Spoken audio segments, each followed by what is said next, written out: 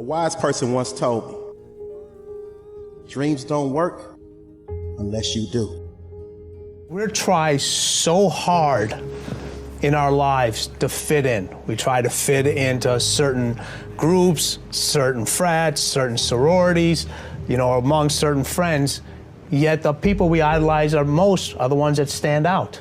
But when you're prepared, there is no fear. There is no fear of failure, because even if you've walked out of something and you feel like you failed at it, your preparation is so strong that you're gonna take that failure and turn it into the outcome you desire. And most people stop at failure, okay? We've all failed at things. I'm gonna continue to fail at stuff, right? It's the most powerful tool you can use, but it all depends on how you use it. What would your future be like if you decided to want that which you desire so strongly that it prepares you past your fears, that you experience the fear, as the one book says, feel the fear and do it anyway? Life is 10% what happens to you, is 90% what you do about it. No matter who you are, no matter where you are in life, you can take the lid off of your job. And if you're wondering if you still have the lid on in your life, here are some clues that's gonna let you know that the lid is still on. If you're not excited about waking up in the morning, if you're sitting around bored out of your mind, if you got time to do everything anybody asks you to do, you probably got the lid on. If when you tell your dreams to all your friends, it makes sense to them, you got your lid on, man. Your dreams should not make sense to everybody. You gotta say something that make people go, how you gonna do that? That's when you got the lid off. And if I were you, I'd do that. I'd take the lid off. Makes sense to me, don't it? They're always gonna get ready to get set to get going. What we've gotta do is, boom, just like that, move into action. Every time you remember your dream, you're removing some dirt. You're digging it back out. The true mark of a champion is even though some dirt gets thrown on your dream, instead of letting it get buried, you keep shaking it off. You keep moving forward. You keep looking for a new opportunity. You wouldn't be having that opposition if you didn't have something great in you. If your dream wasn't alive and on track, right on schedule to come to pass, you wouldn't have so many things coming against you. That dream is still alive. You may have tried a year ago, 5 years ago, or 40 years ago. Didn't work out. Nobody was there to help you. Go back and try again. This is your time. This is your moment. Your destiny is calling out to you. Can I tell you, your dream is not dead. It's just not in season. Your time is coming. Promotion is coming. Good breaks are coming. Promises you've been standing on. Dreams you've been praying about. Lack is not your destiny. Constantly struggling, barely getting by is not the end of your story. These light afflictions are for a moment. The adversity is temporary. The glory is eternal. Lord, I believe this is my year to get healthy and whole. This is my year to meet the people of my dreams. This is my year to go further in my career, to step into a new level of my destiny. This is my year to accomplish dreams, to break free from this depression. This is my year to meet the right people. This is my year to get healthy and whole. This is your year to see double. This is your year for vindication, for restoration, for new beginnings. Now get your mind going in the right direction.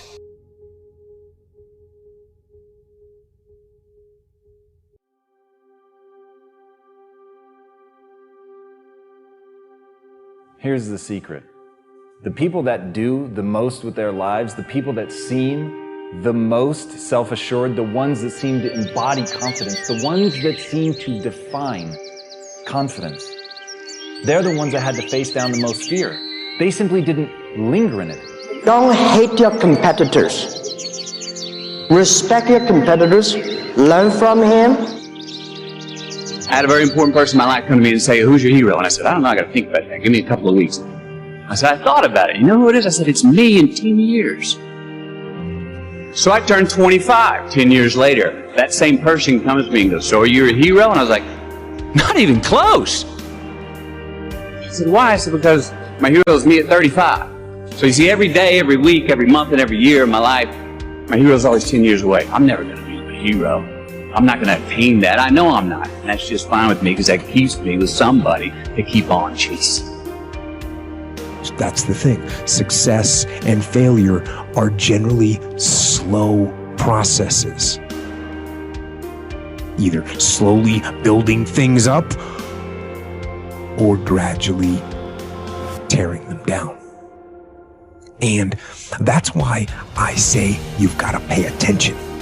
You have to watch. You have to watch every single second. Choose love, and don't ever let fear turn you against your playful heart.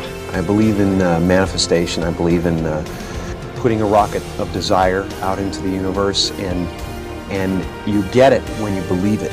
You get it when you believe you have it, and that's the key. So we want to get really sensitized, acutely sensitized, sensory acuity, to whether what we're doing is working or not. And by the way, sensory acuity is really the measure of a person's intelligence. What I mean by that is, how do we measure intelligence? Intelligence is a measure of the number and quality of distinctions you have in a given situation. You can handle this, you just haven't figured it out yet. It's all right, this is your training period. This is the tuition you have to pay for what you don't know. You can do this, other people have done it. It doesn't take an Einstein. Get you some people that can teach you some stuff that you don't know. Get you some people that have done it successfully and learn from them. Take some seminars, workshops, read some books on how to manage a business. Change the way you see yourself and begin to tend to the personal details. Understand that nobody's going to take care of your business better than you. You will notice the most successful people in any field, they are usually the ones who have failed more than anybody else. You see the difference between a successful person and everyone else? It's not a lack of strength, it's not a lack of knowledge, it's a lack of will.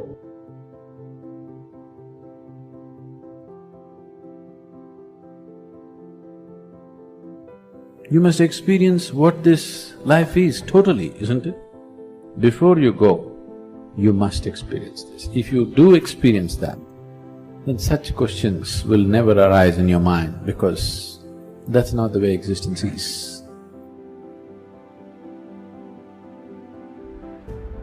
It's up to you in a world where we're taught to look outside for answers, for a job that will make us happy, for money that will make us happy. The answer is within. We already have it. We already have the answer, but will we unleash it? Will we give it? Will we own it? Will we truly reinvent ourselves to become the people that we're capable of becoming?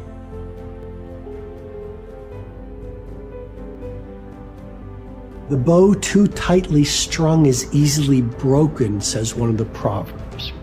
Balance is a gorgeous thing. So be monomaniacal in your execution around your high-value targets, your HVTs, your mission plan, but also build in some rewards. And that's going to send a gorgeous message to your conscious and your subconscious mind that, hey, this daily practice of execution around my deliverables is a beautiful thing. And you create this thing called momentum. And the monk who sold his Ferrari, I went back and I saw this recently. I think there's a whole chapter on momentum. And you become like this. I love skiing. You start off small, but as you go down the slope, you pick up momentum. A lot of people say, Robin, where do I start? I want to start a new business. I want to become a better artist. I want to find the love of my life. I want to be a world-class creative. I want to multiply my financial life. Where do I start? You just start. You just start. There's great power in the start. And when you start, life starts supporting you.